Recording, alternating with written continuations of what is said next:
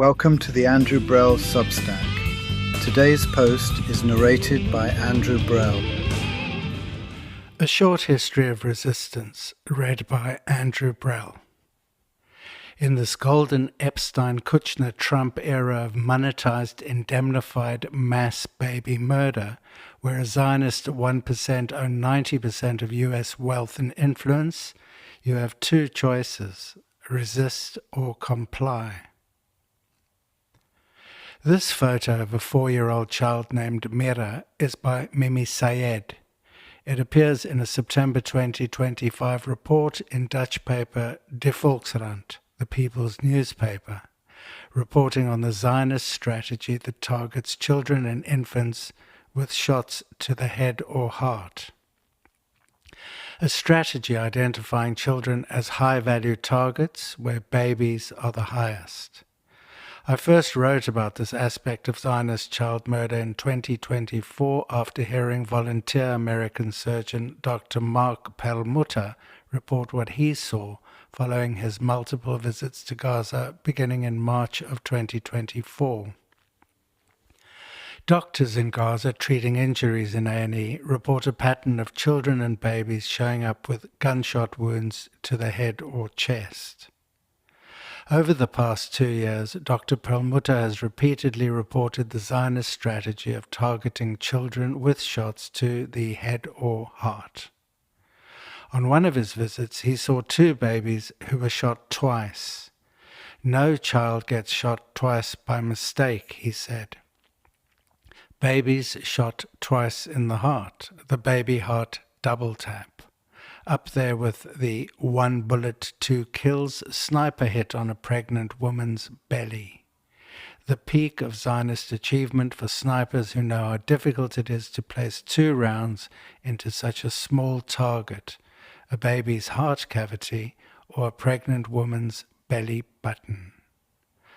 Sniper feedback from this Palestine laboratory intelligence is used by Elbit Systems to adapt precision sniper function for their market-leading baby sniping bird of prey drone, to advance performance for the signature baby heart double tap. The same Elbit sniper drone the UK administration manufacture for profit in Bristol for use in Gaza that saw 4 British nationals jailed by a Zionist lady judge, an Arsenal fan with a seat in the Lords, for attempting to intervene with systemic government-sanctioned premeditated baby murder. This is one example from many showing commercial gain in a baby murder industry benefiting a billionaire class profiting from baby murder, while the political, legal, media establishment run interference, convincing a majority that baby murder is not illegal when it's monetized for the Zionist benefit. Zionist government behind the current baby murder spree remain in power only because a complacent electorate remain unaware that baby murder is legal when your Zionist government does it. How do they get away with baby murder, you might ask, if you don't already know? They proscribe protest of baby murder as terrorism. The old Zionist strategy: accuse others of that you are guilty of. A government jailing protesters of baby murder to ensure their profiteering from baby murder can continue without interruption with a straight face. Able to continue their established strategy of premeditated, willful baby murder that targets babies as high-value assets. A class of establishment Zionists who own and run the endless genocide still getting away with it after all these years of Zionist mass baby murder indemnified by successive Zionist governments throughout the global Zionist entity. This post, though, is not about the 4 currently serving long jail sentences imposed by Zionist lady Sue Carr, serving the Zionist Starmer regime, prosecuting those who try to stop the Zionist right to kill babies ever more effectively with assured immunity. It's about resistance to government by baby murderers. I'm sharing my resistance past in the hope that you will take a firm view on where you stand while babies are being killed daily by your government. For me, resistance began at a young age when I first became aware of apartheid law that indemnified baby murderers for the benefit of a chosen few. It's just a few dots to connect, starting with endemic systemic racism. Racism taught in school as God's law, laws protecting racists' right to profiteer by oppressing their designated targets, suppression of all opposition, censoring information to channel a herd mentality into a corral of compliance. Then, persecute surviving resistance with furious vengeance, shoot a few troublemakers in the face, show it on TV, let the frightened know you mean business, teach a narrative of forgiveness and tolerance and love and understanding, then rule by fear, killing when necessary, transferring wealth from the majority to the minority leader class, the chosen few running the old racist baby murder scam. Today, like every other day since the Biden-Harris genocide began on October 8, 2023, I woke to news of another baby dead in Gaza.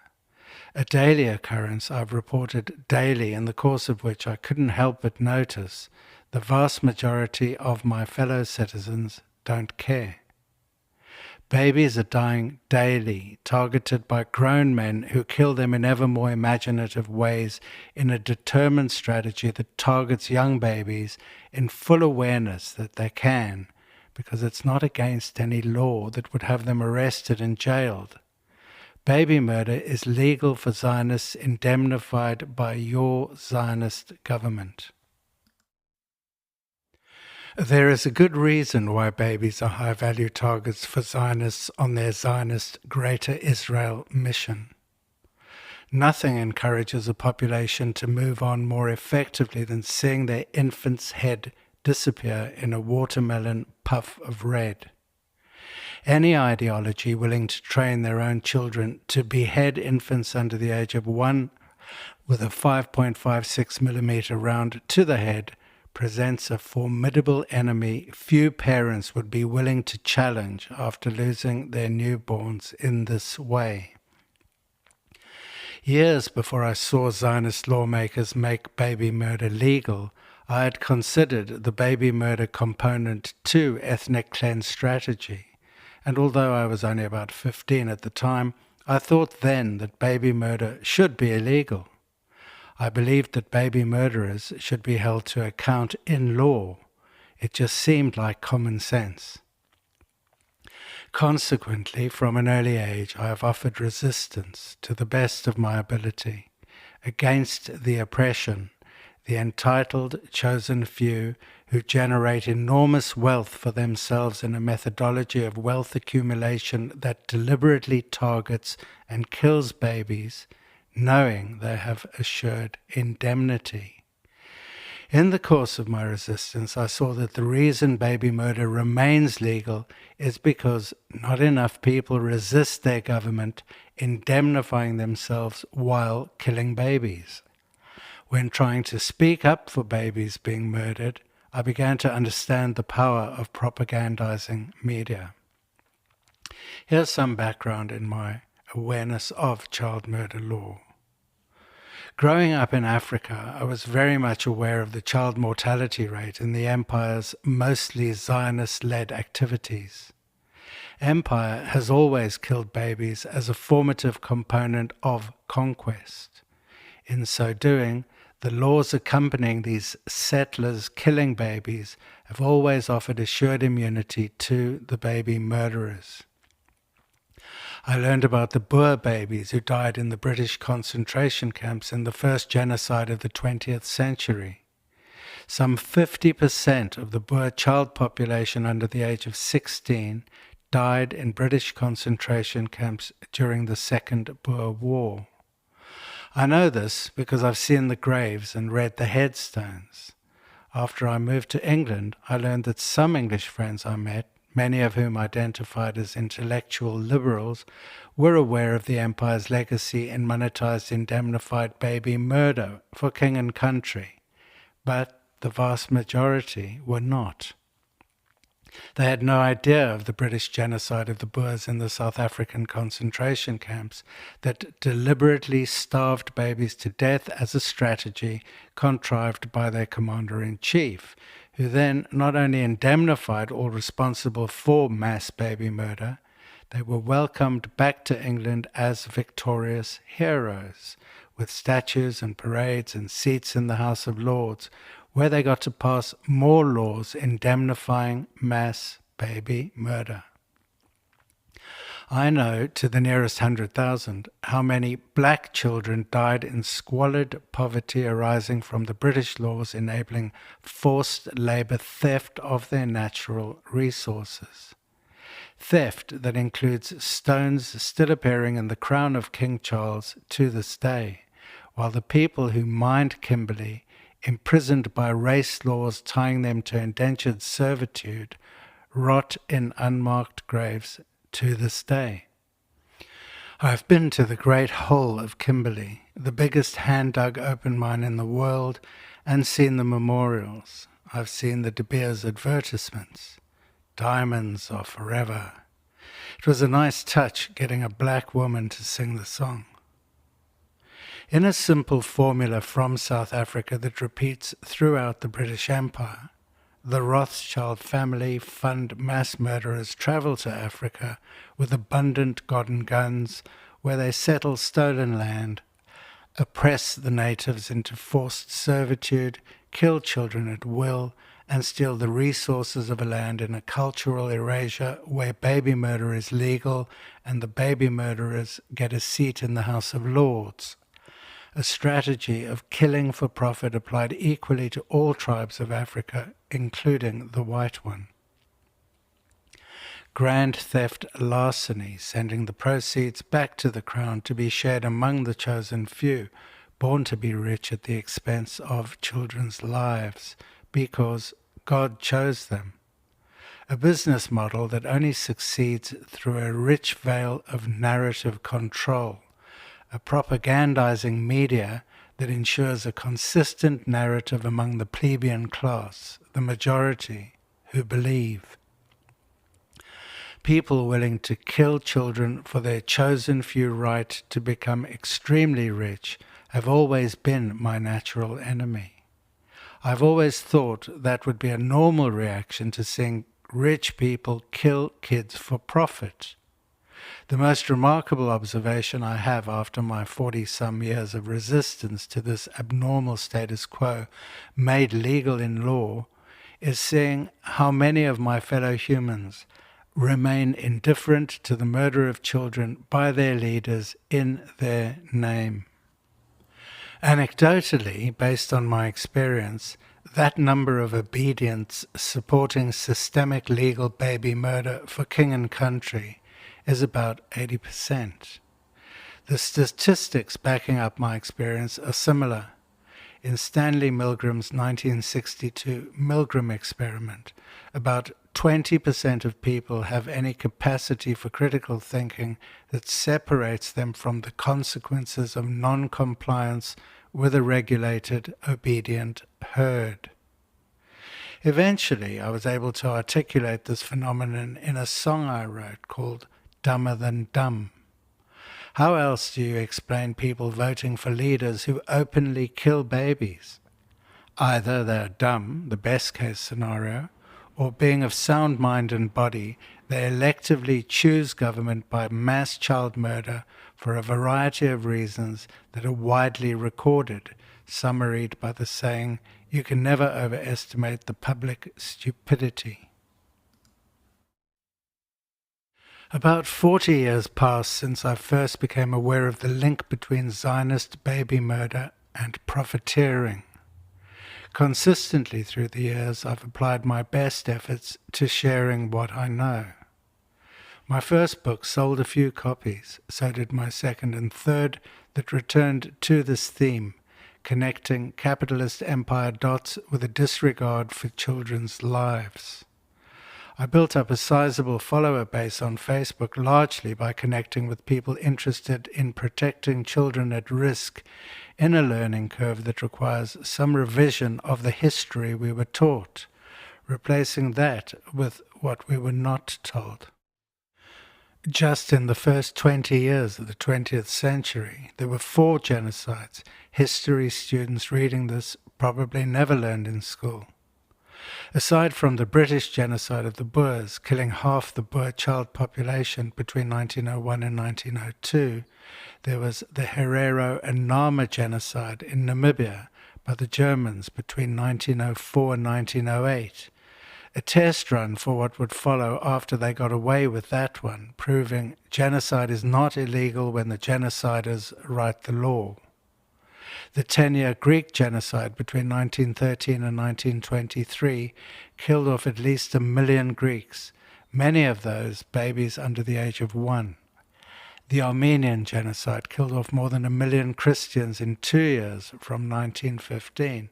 Many of those were babies.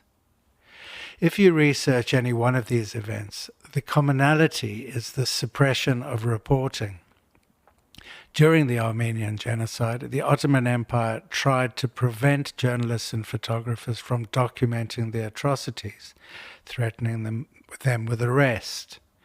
The genocidal entity always owned the media and the law. As a result, they get to write history in a way that allows baby murder to remain legal when it's the government doing it, by owning a legal system that exists to represent the rights of the genocidal entity above the rights of we the people in a legislation passing laws made for and by the rich.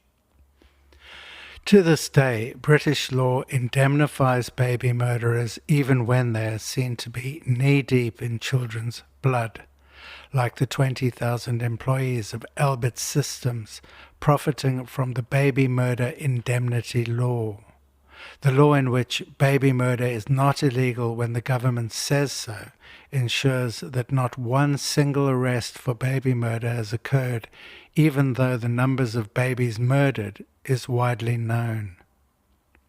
Well, approximately widely known, to the nearest 10,000. After the October 7 event began, I knew the baby murder agenda that would follow from the moment I heard Biden's rallying call for legal mass baby murder, the 40 beheaded babies lie. I wrote hundreds of words alerting anyone with an interest in children's welfare that genocide is illegal. I explained as best I could that pretending it's not a genocide because the people committing genocide say so is neither plausible deniability nor is claiming ignorance of the law likely to succeed as a defense in criminal court. That convinced only a very few of the 66% who voted for more baby murder, consumed by drunken bloodlust in which they were willing to kill as many babies as necessary for Israel's right to defend itself, rather than waste their vote. It seemed that Biden's big lie, the 40 beheaded babies, had mesmerized 2/3 of the Christian world under a Zionist umbrella where mass baby murder was now a Christian nationalist duty, with a double tap on common sense in which attacking those reporting the law on mass baby murder was an added duty for every ironclad American Zionist.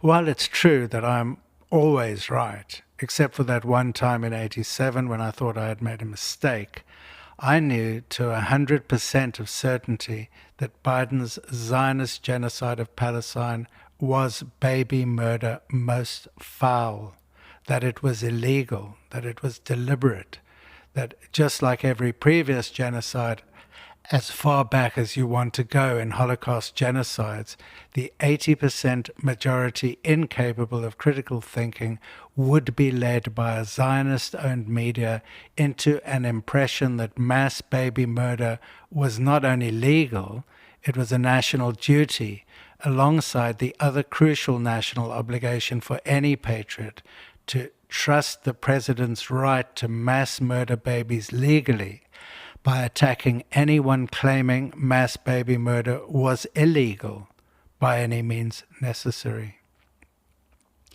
Undeterred by the barrage of ad hominem attacks following each of my daily reports on the state of child murder in the Zionist entity, I continued blocking Zionists and writing the facts as I became aware of each atrocity through my network of sources providing first-hand accounts. In a conversation not long ago, I was asked, how much influence did your baby murder is illegal narrative have compared to the genocide-denying influencer class? Aligned with my status and experience and education in the subject of genocide and the law, I consistently applied my best efforts towards explaining to my fellow citizens who were in doubt about the legality of genocide that killing children in a genocide is pretty bad. Even after I realized the majority didn't see genocidal mass baby murder as sufficient cause to cease and desist from dropping tens of thousands of Mark 84 2,000-pound bombs on displaced people in tents occupied by pregnant mothers and babies.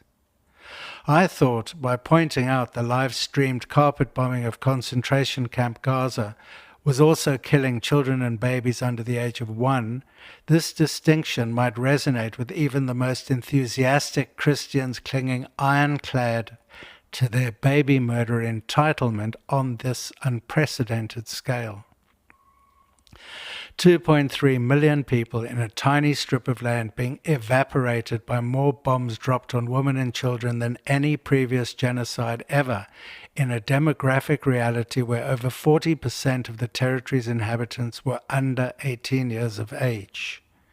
In October of 23, the population under the age of 1 in the Gaza Strip was estimated to be approximately 65,000 infants. The chances are, when you drop 20,000, 2,000-pound Mark 84 bombs on families in tents, babies are going to get hurt. I tried convincing the genocide denier class, about 2 out of 3 people I came across who were skeptical about my claim that baby murder was illegal, by asking simple questions requiring yes or no answers. If you knew babies were going to die when you dropped a 2,000-pound bomb on their tents 20,000 times, is that baby murder? Does sending billions in bombs for American planes to drop on children, knowing babies are going to die, meet the low bar of premeditation? If you voted for a leader knowing he was going to send these bombs for this purpose, does that mean you are complicit in mass baby murder? In case one day you find yourself at the gates of heaven and God asks whether you were for or against mass baby murder when you had the chance to exercise your free will. I soon learned the answer for the majority, 2 out of 3 at a minimum, was a resounding no. Baby murder is not illegal. If it was, then you would have to arrest every Zionist baby murderer in government. That's never going to happen, so just stop with your baby murder legal nonsense. They make a compelling point.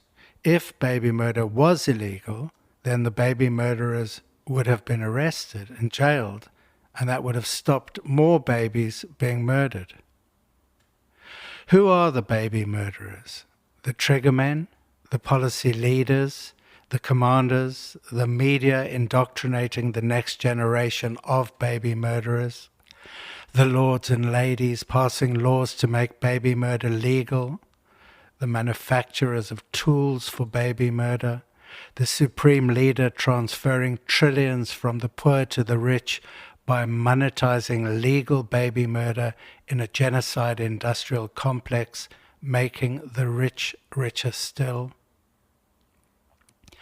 The people profiting from making the tools to murder babies so effectively know the scale of the challenge they face. Tools for baby murder are not just enormous bombs to evaporate everything.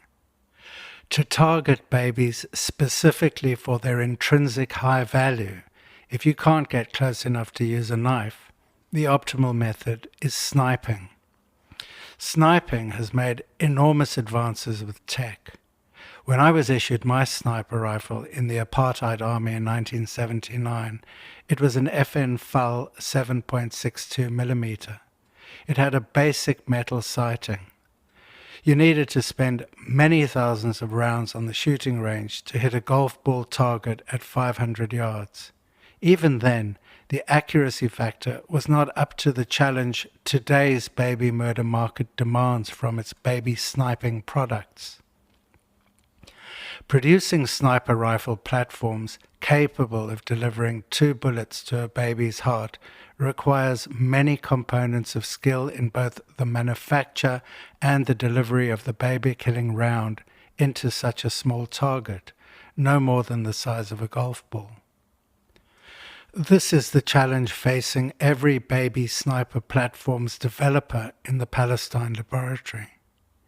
The gold standard proving your design capability is called the baby heart double tap.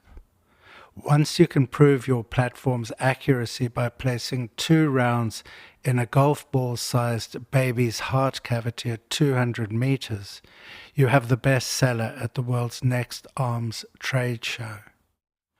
Sniping at distance becomes more challenging the greater the distance.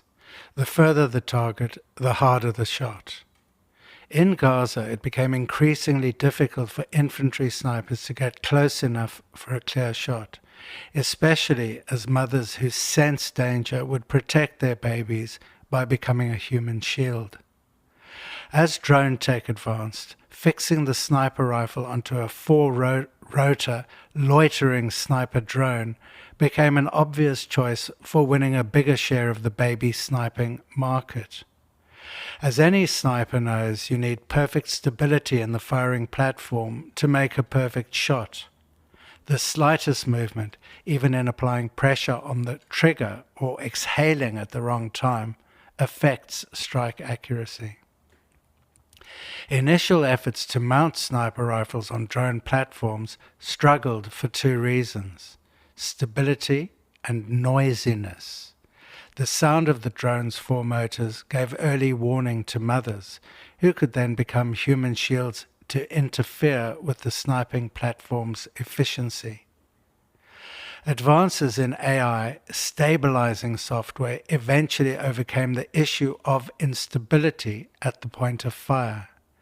Drones could adjust in real time to ensure the accuracy of the round at the target that was calculated by AI. The drone operator could now identify the target baby, place the targeting function on the baby's heart, magnified on camera by the AI capability that emerged for this purpose, until finally, after years of trials in the Palestine laboratory and hundreds of millions spent in software and hardware development, Elbit Systems launched the Bird of Prey, a stealth drone with loiter capability that could deliver a 5.56mm baby heart double tap at up to 200 meters 99% of the time. Advancing that process by ever-improving AI architecture, the Bird of Prey offers a full-service product, processing the necessary data to perfect automated baby murder. Working in real time, the proprietary software parses birth records, locates the target baby, then engages its GPS function to position the drone at an optimal distance for a clean shot. The Bird of Prey arrives at its location in stealth mode, where it can loiter for up to an hour if necessary. It offers both a manual or an automated fire option, both ensuring a 99% success rate at up to 200 meters. The manual feature, in case you're wondering, is included only for the human element, to allow the sniper a feeling of connection with his job. It is unnecessary, though. in that AI control is fully capable from start to finish in the mission objective, with proven battleground provenance at every stage. Early investors in the bird of prey now see a 1,000% up value in their investment. No wonder Albert is a $30 billion company rewarding its investors so handsomely. Their products work. Do the same people who were anti-apartheid in South Africa now support apartheid in occupied Palestine because racist baby murder is legal? Reaction to actual factual news reporting of legal baby murder is mostly approval for the racist religious apartheid funding government spending other people's money.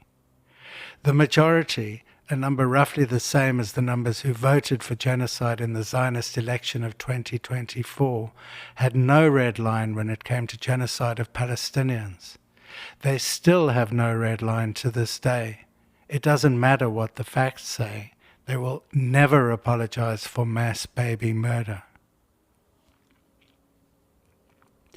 Was there any hard evidence of baby murder by the Zionist entity that ordinary Americans could understand?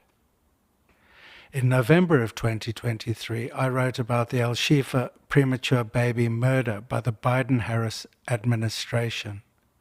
Doctors in Al-Shifa Hospital Pediatric Ward, the largest in Gaza, sent a video of the prem babies in the ward coming under Zionist attack, with a plea to President Biden and his VP Kamala Harris to please not murder those prem babies in incubators. When I saw the Biden-Harris outcome to that request, I thought for sure that 2/3 of Americans who didn't have a red line with the genocide before would realize that murdering prem babies in incubators was a red line for anyone but a determined serial baby murderer. How could you not react to news that your president has led your country into killing prem babies in incubators because his lifelong Zionist commitment compelled him to spend tens of billions killing babies with the ironclad determination of an octogenarian Catholic Zionist with advanced dementia? Deliberately killing prem babies in incubators is about as bad as baby murder gets. Or so I thought at the time, but more about the one-shot, two-kills strategy that rewards Zionist snipers for killing babies in utero later. I tried writing to many different reading levels, from short meme-style single lines intended for a third-grade reader to comprehensive PhD-level academic detail-oriented lists of facts with links to accredited sources. Motivated by a sense of dread accompanying the awareness that my government was mass murdering children daily with a majority approval by my fellow citizens, I made countless endless attempts at explaining why the silent majority should not continue sustaining a child murder economy, even if they believed it was necessary for making the billionaires richer.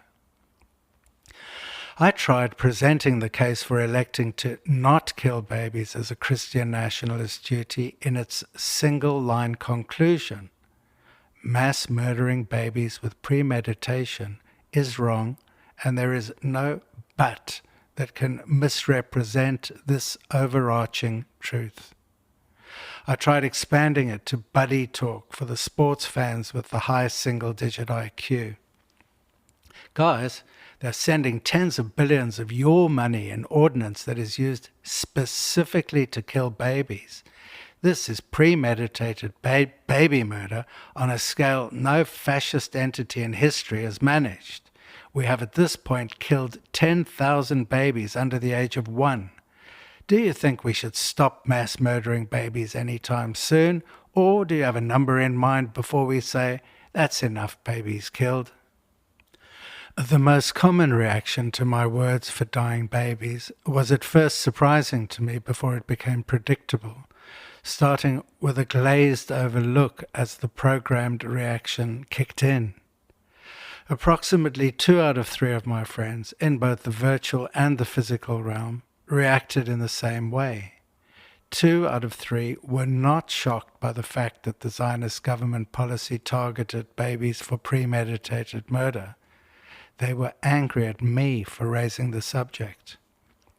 Like it was secret, every patriot Christian nationalist was obliged to keep, because if terrorists like you keep on with the baby murder stuff, then we won't be able to keep on murdering babies. On more than one occasion, the conversational direction between myself and a Zionist ended with what became an all too familiar turn to the word terrorist. A preferred modification to the no longer effective anti-Semite charge they had depended on for so long as the preferred reaction to their Zionist chosen few entitlement to mass murder babies with impunity. After 18 months of watching daily news from Gaza, comparing what I knew to be the facts with news reporting from the corporate Zionist media, and sharing my views on the difference between continuous mass premeditated baby murder and whatever followed after President Biden said today, election time came. The country voted to change the blue baby murderer-in-chief to a different red but similarly senile octogenarian baby murderer in the choose one of 2 Zionist parties for the next 4 years of mass child murder election. 2 out of 3 voted to maintain the U.S. Zionist government strategy targeting babies and indemnifying baby murderers, preferring to target those reporting baby murder instead. The Keep Mass Baby Murder Legal for America election. Along the way, the fascist leader gang declared protesting fascism to be terrorism, and the same 2 out of 3 who voted for baby murder becoming legal and indemnified saw anti-fascism declared terrorism, with long sentences handed out to Americans protesting fascism under terrorist law. Increasingly, it became obvious that the thinking of the conformist conservative majority, these 2 out of 3 Americans, was at odds with the common sense in any accepted form. Baby murder is now normal and legal. Fascism, as Christian Zionist nationalism, is entitled to protection in law from the type of anti-fascism that ended Hitler's run at global hegemony after those anti-fascists stormed the beaches of Normandy in 1944. How then did this Zionist delusion make 66% of Americans vote so counterintuitively in a Zionist-first golden era of Make America Genocide Again by the Kuchner Trump Epstein regime?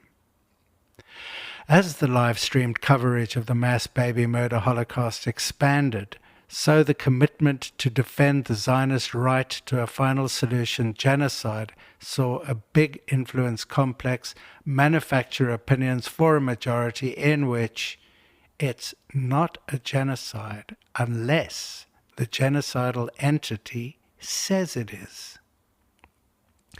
As the death toll rose and Palestinian resistance taxed the standing Israeli genocide forces, the genocidal entity recruited from abroad. Zionists needed more boots on the baby murder ground.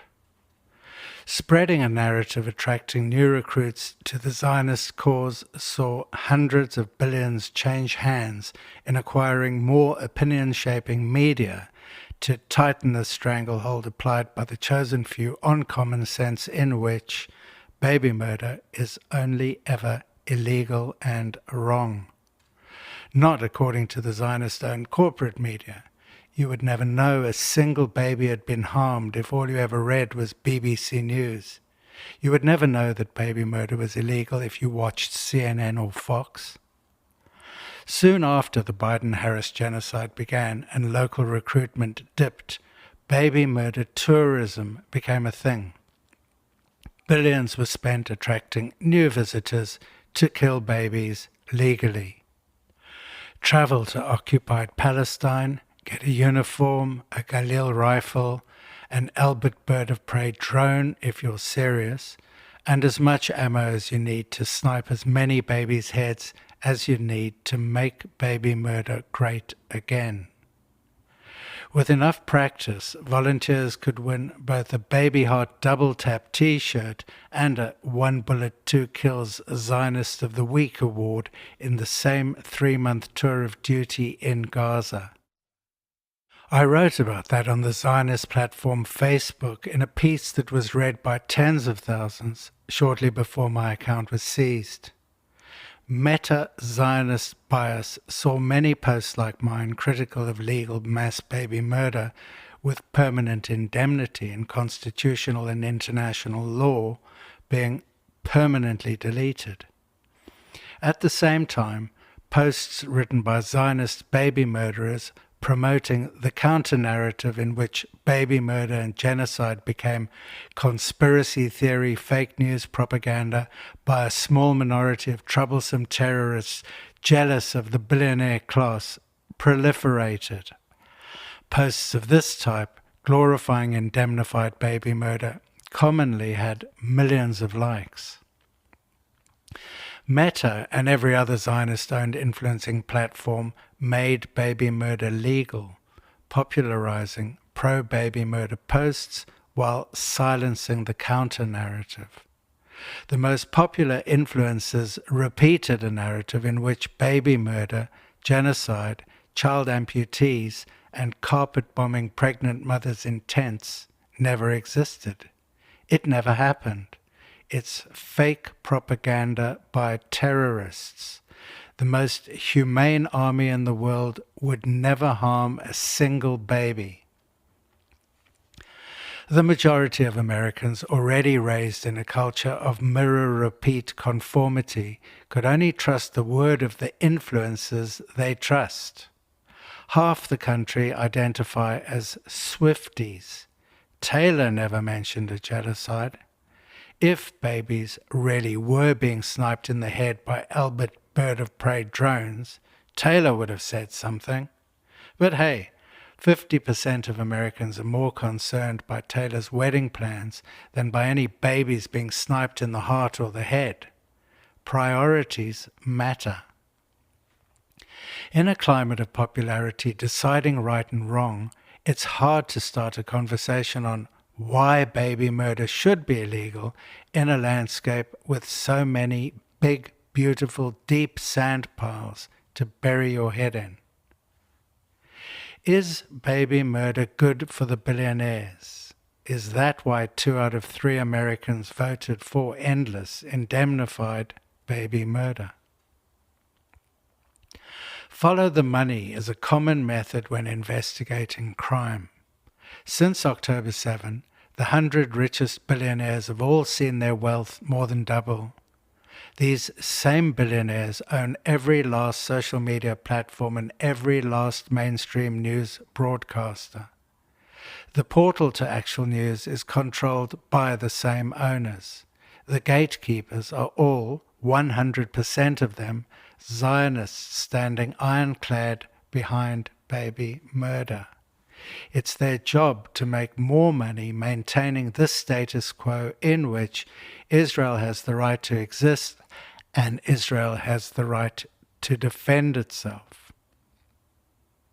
It's the unchallengeable absolute power over public opinion that has corrupted Zionist media absolutely. Any viewer of Zionist news, the BBC, Fox, CNN, and the rest, is a parrot-repeat opinion in which hostage rape by dog or prison guard and unlimited baby murder are enshrined rights in global moral law reserved for the chosen few with assured indemnity indefinitely. In this awareness, the chosen few get to do what chosen few decide to do.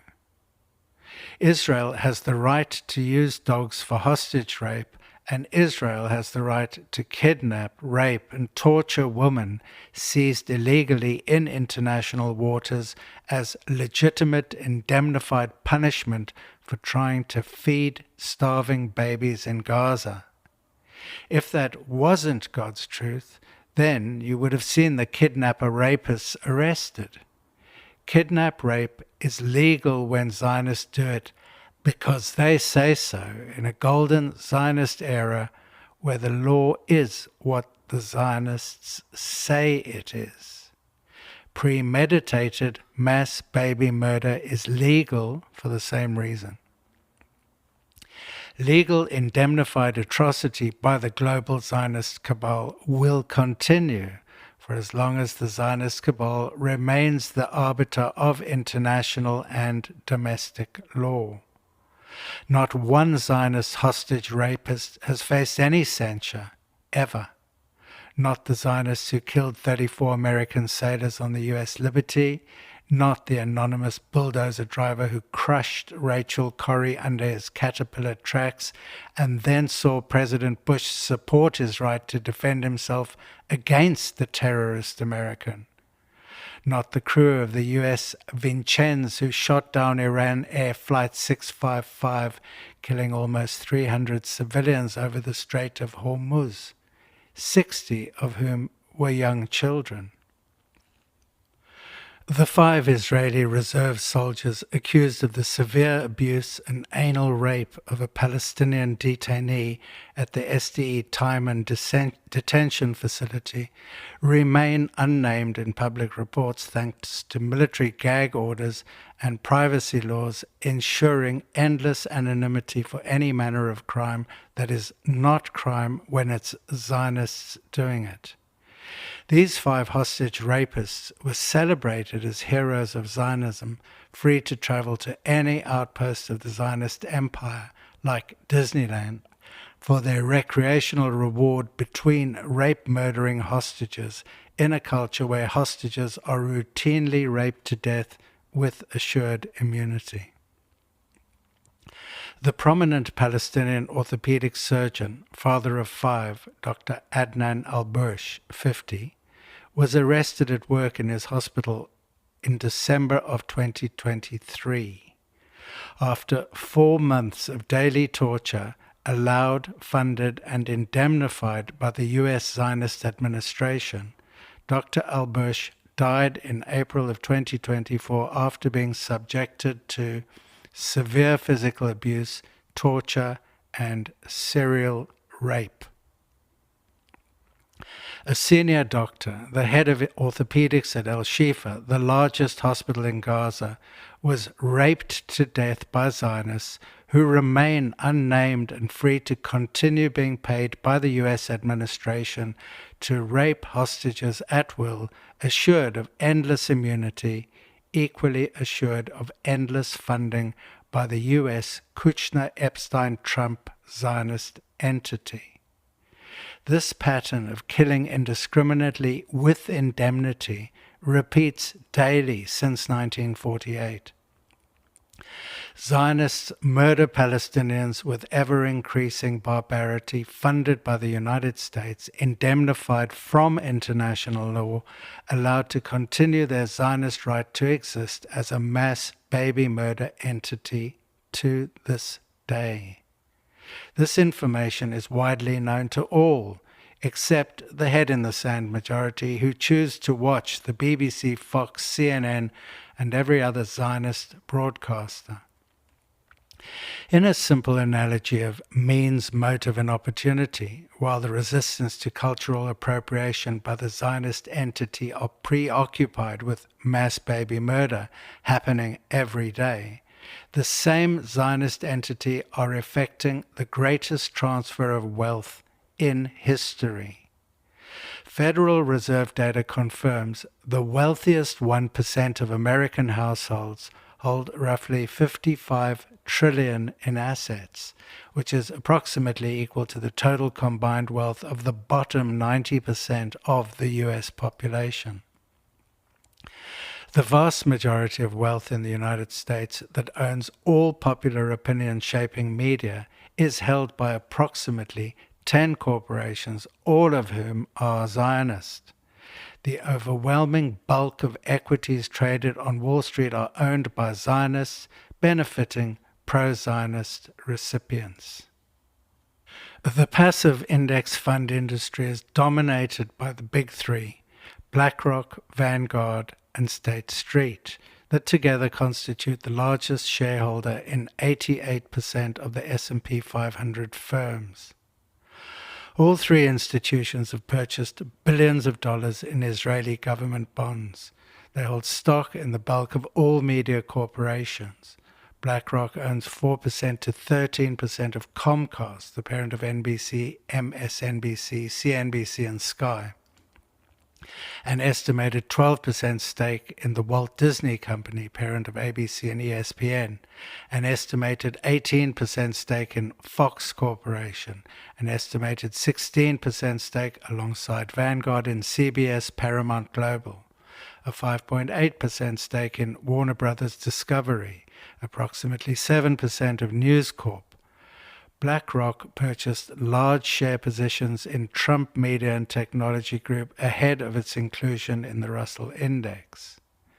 The big three hold significant stakes in U.S. defense contractors profiting from government contracts, funding genocides such as Lockheed Martin, Caterpillar, and Palantir.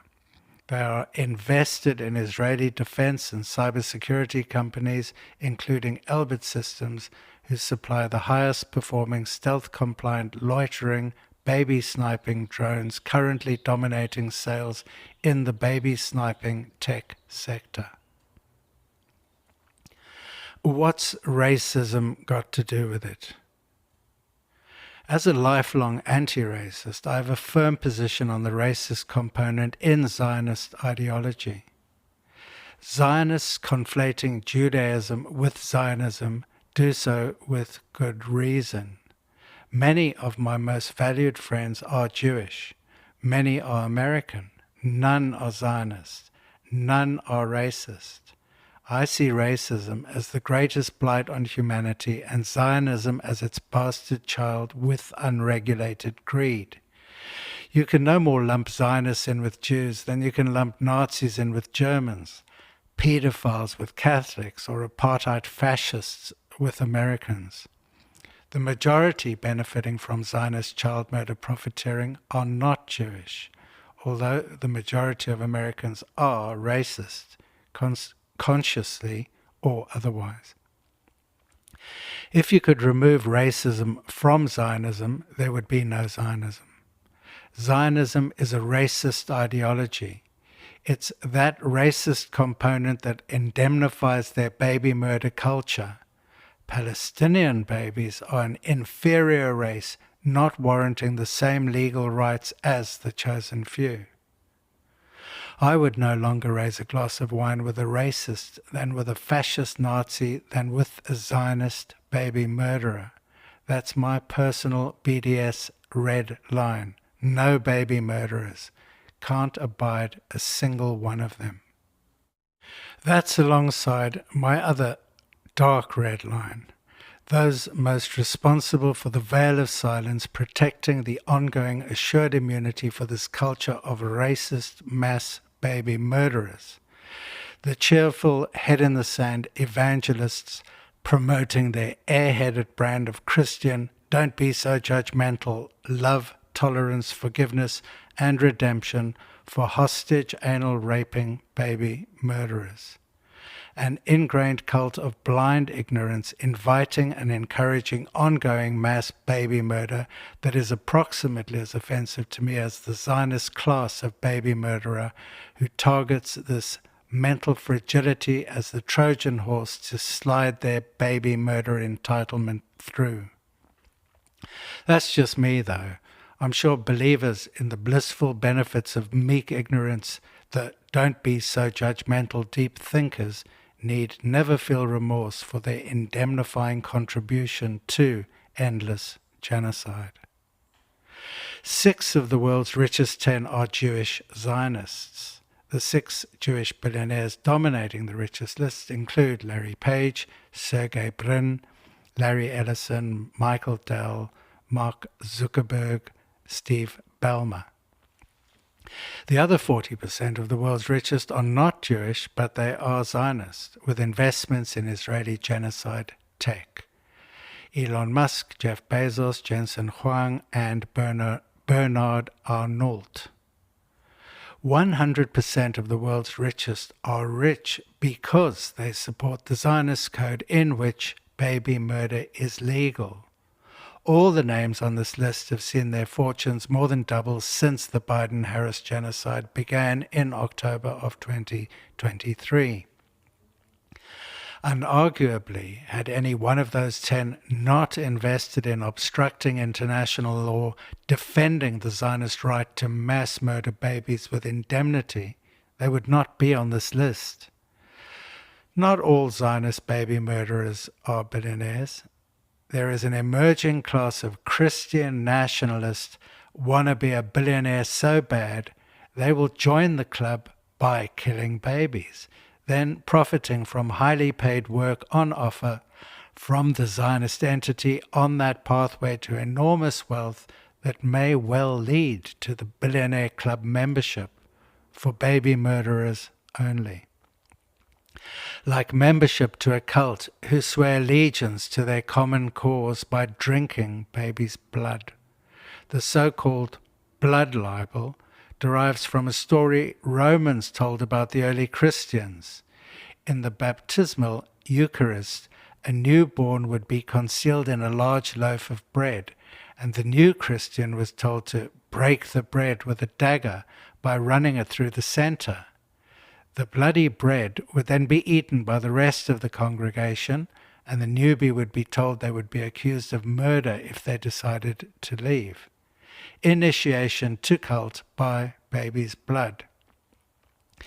Baby murderers in the cause of Zionism often use the term blood libel in defense of their assured right to keep on murdering babies with indemnity.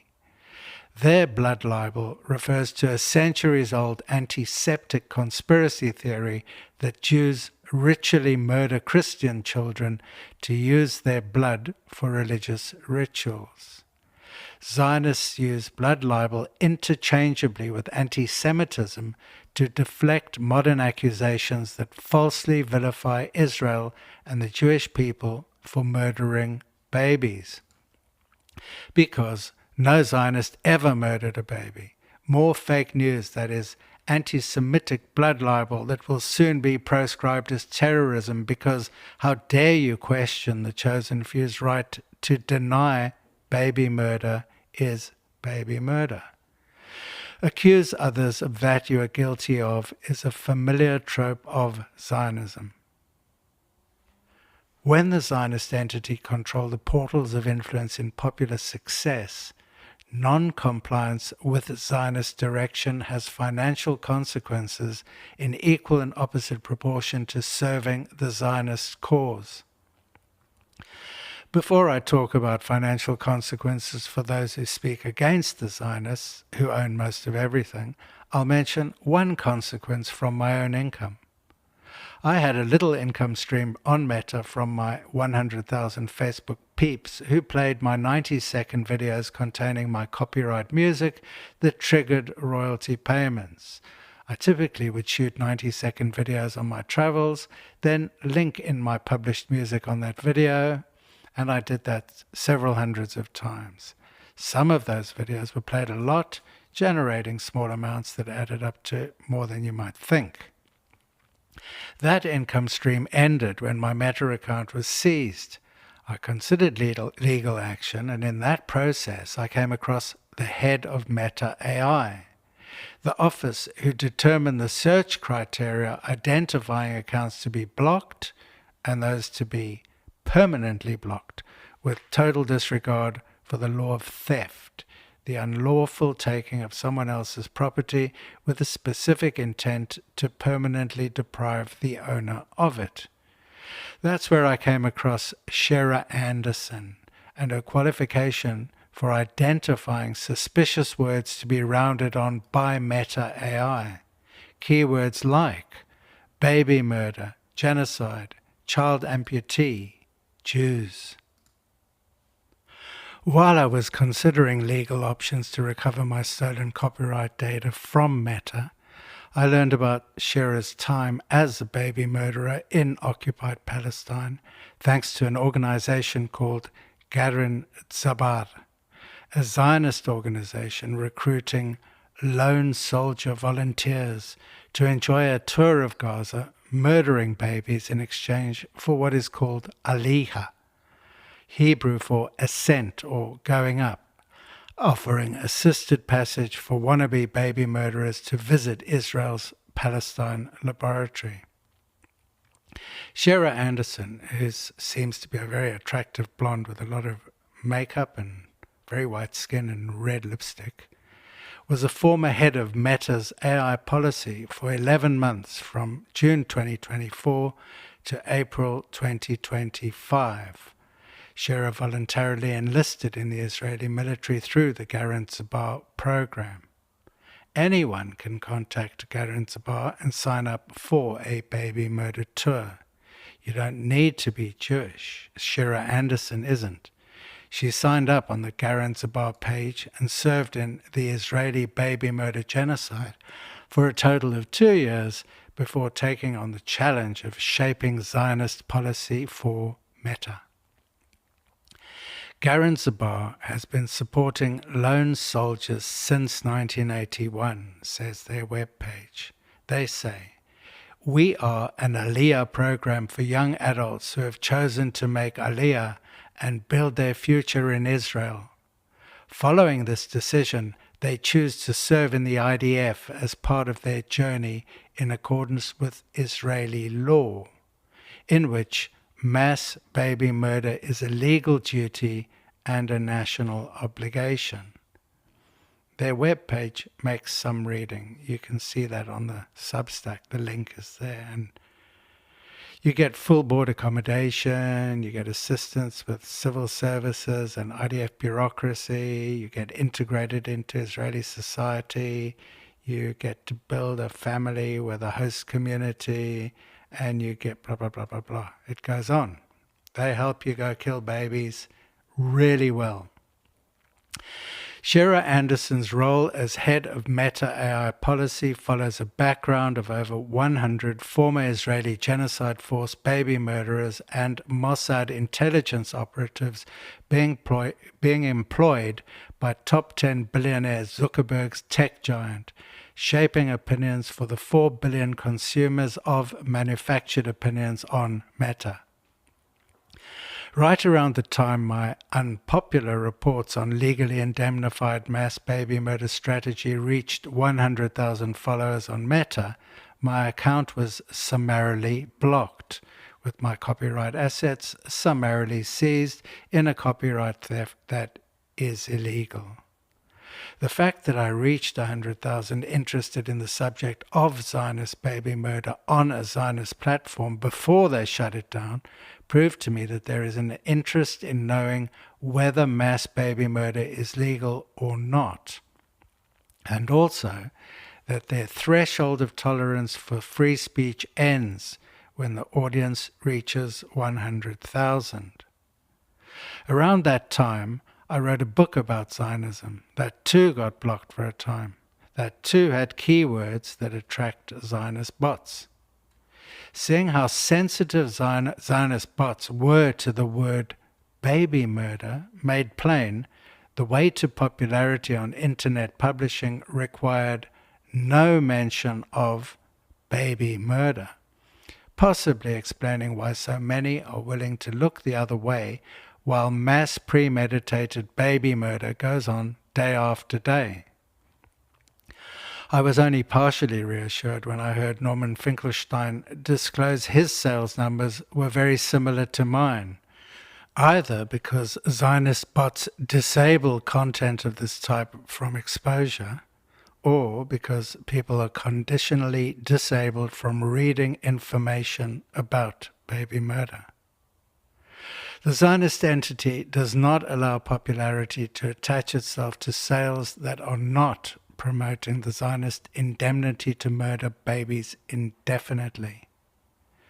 My book, Half the Story Has Never Been Told, Why We Lie, provides a detailed historical timeline of the Zionist entity migrating victimhood of the weaponized Holocaust to first illegally corrupt the UN in 1947 for a partition plan awarding them 51% of Palestine, and then soon after in 1948 illegally declare the formation of the State of Israel in Palestine, right after which their terrorist cells operating in the area began the first baby murder genocide spree known as the Nakba.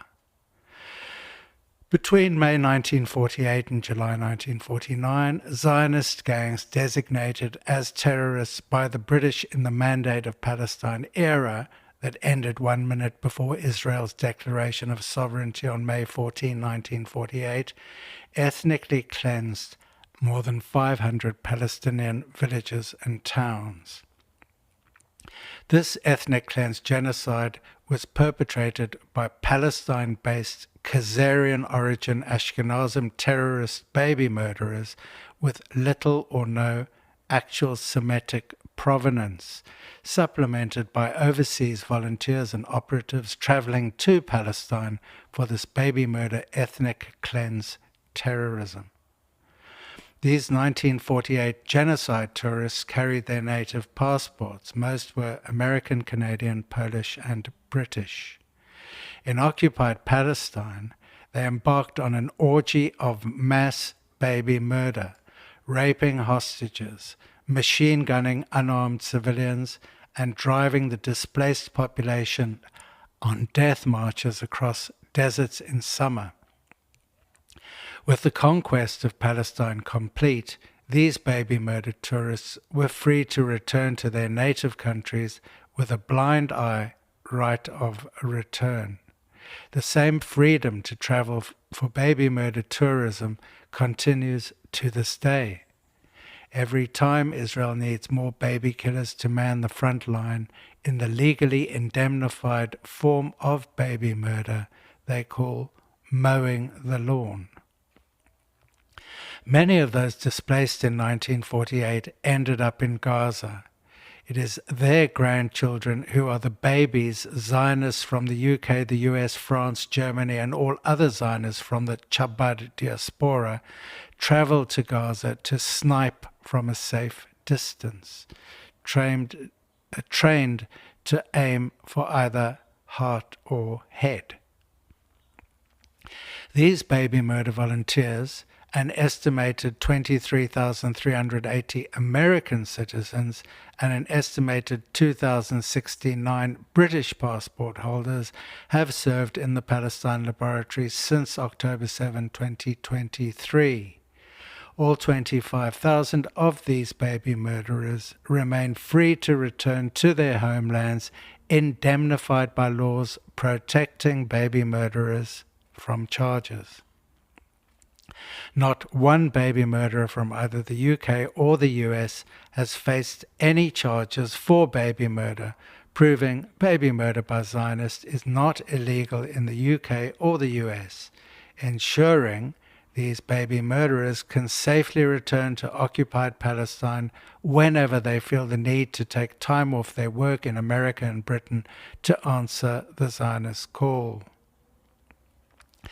Teamwork that rewards all Zionists, and especially the government manipulating the law to keep baby murder legal and baby murderers entitled to return to their jobs free from any prospect of persecution. In Britain, Keir Starmer changed the law to protect Zionist baby murderers from facing charges under existing British law. That was in 2010. In the US, Donald Trump changed the law proscribing anti-fascism as terrorism, attracting enormous prison sentences. One guy got 100 years, an ex-Marine, for anti-fascist protests that would have seen the golden generation of Americans fighting fascism in WW2 designated as terrorists. Just seems strange to me, really. If you object to If you are anti-fascist and that's your enemy, then you are fascist. It's an admission, a proud admission of your fascist identity. I don't really understand why that's not more obvious to more people. Anyhow, the US relations with fascism has gone full circle. The same in the UK, where fascist ideology metastasized as Zionism through Parliament and the Lords to jail British protesters as terrorists for protesting fascist child murderers indemnified by law. Over the years, I've written exhaustively detailing why the Zionists snipe babies as high-value targets. In this process, with many years of experience as my source, I found a clear and obvious form of veil over the likes I would normally associate with posts of the kind I write for a readership that usually respond to information of this type. Mention the word baby murder, Zionist, or genocide, and the bots apply the cloak of invisibility. With this avenue for free speech blocked, I thought I would try another format, popular music, in which I have previous experience, having written music that's been played many millions of times on the music platforms, following more than 4 decades of work in an industry I know well. I set out to represent the voices of children under bombs via popular music. I wrote 2 albums worth of original material at some expense with production values that do not come free, and located a world-class singer to perform them. The first album in this genre of anti-genocide songwriting was called The Chosen Few, and a month later the second was released, called 2, a short-form reference to Nuremberg 2, which, in the form of show trials prosecuting genocidal criminals, is what I believe to be the only alternative to assured nuclear apocalypse.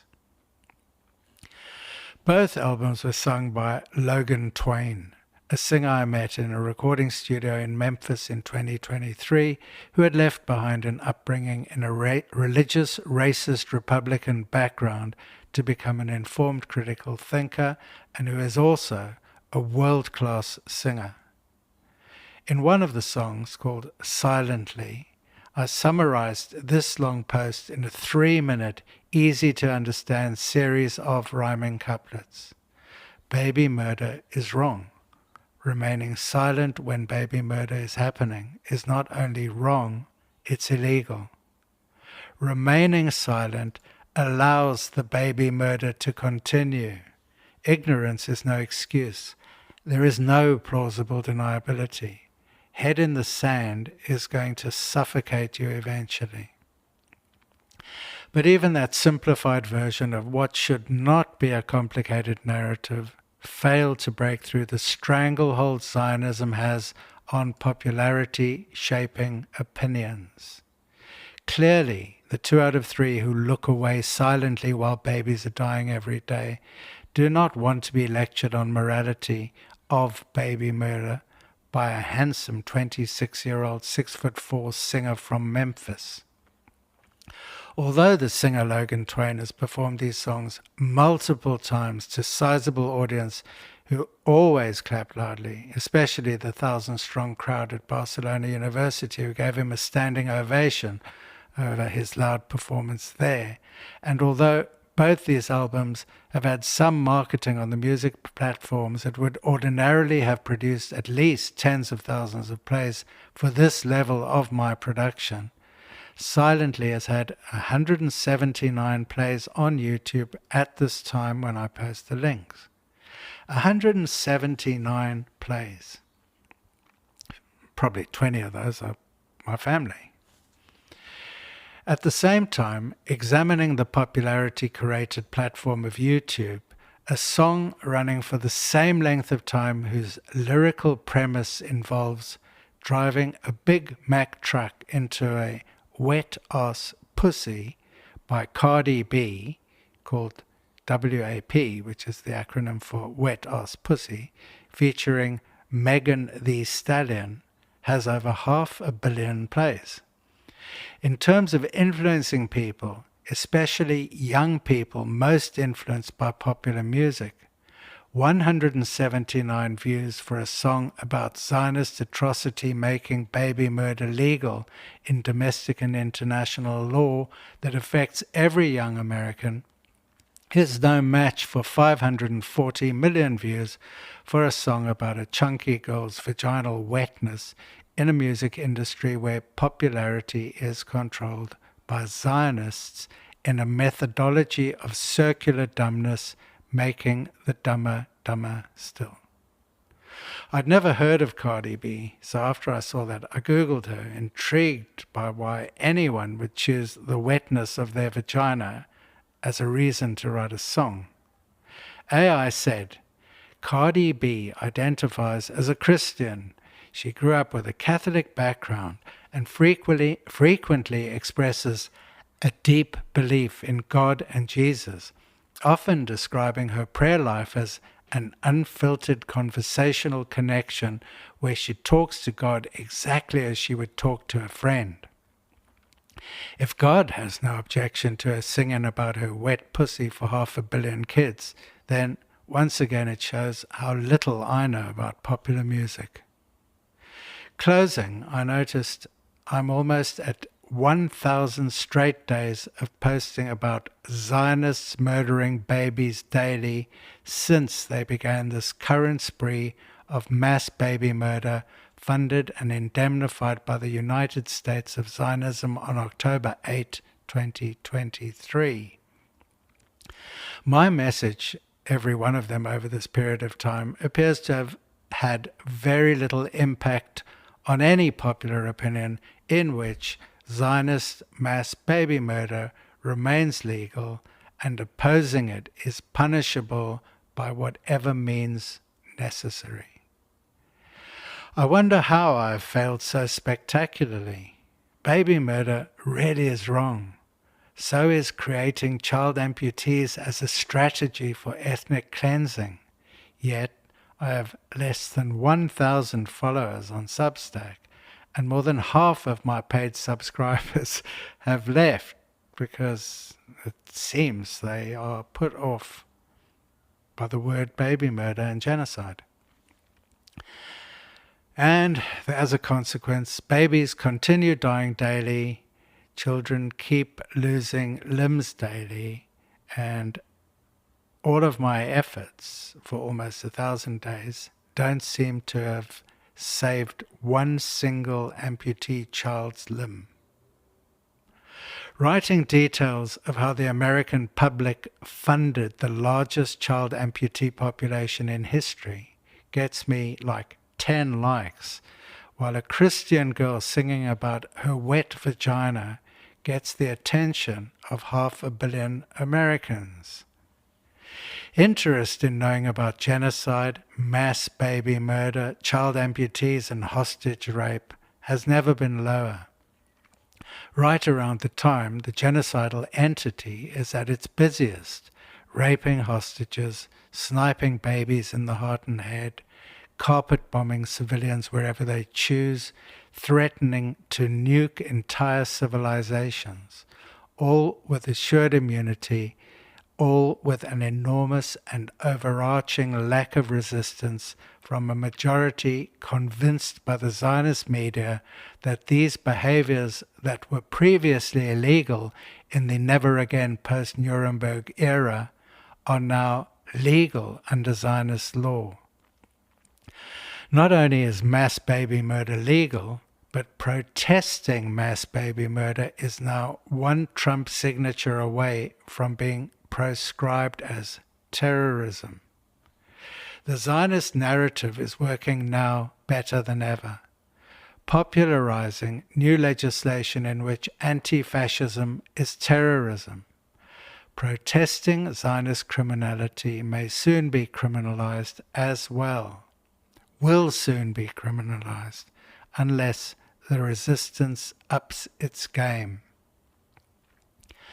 A majority in this Kuchner Trump Epstein golden era remains submissive to the Zionist entity run by billionaires owning platforms that make common sense invisible, allowing 1% of Americans to own 90% of the wealth. Soon, the people reporting this information to you will be proscribed. When the billionaires own 99% of the wealth, the chances are you'll never hear about it. Just as we have BDS as the only political voice in our bought and paid for Zionist-owned democracy that in no shape or form represents the Founding Fathers' version of constitutional democracy, we now have the opportunity to use that same discrimination by common sense to choose our fork in the road. Either continue standing ironclad behind more of this Zionist nonsense, killing babies and silencing all who challenge their inalienable right to pass laws indemnifying their right to murder babies, or stop, look, listen to your heart, hear what it's saying. Think about baby murder.